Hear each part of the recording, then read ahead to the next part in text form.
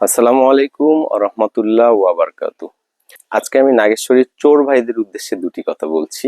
গতকালকে নাগেশ্বরীর বাগডাঙ্গা এলাকায় যে আব্দুল জলিল নামক ব্যক্তি গরু চুরি করতে গিয়ে গণপিটুনিতে মারা যায়, সেই ঘটনা তো নিশ্চয়ই আপনারা শুনেছেন হয়তো। তো দেখা যাচ্ছে পাশের বাড়ির টিউবওয়েলের হ্যান্ডেল নাই, পানি তোলার মোটর চুরি হয়ে গেছে। কোথাও আবার দেখা যাচ্ছে যে টিউব লাইট আপনারা এলইডি লাইট খুলে নিয়ে যাচ্ছেন, কারো আন্ডার কনস্ট্রাকশনের রড কেটে নিয়ে যাচ্ছেন।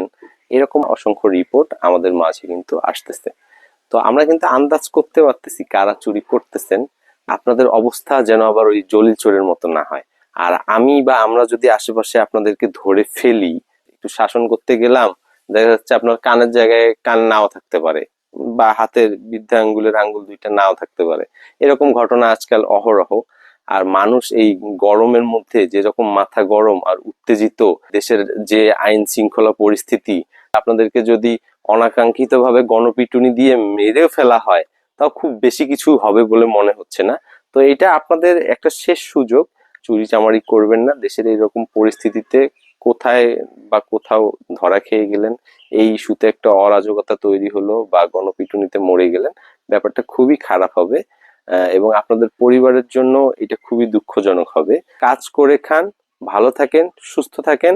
সকলকে অসংখ্য ধন্যবাদ।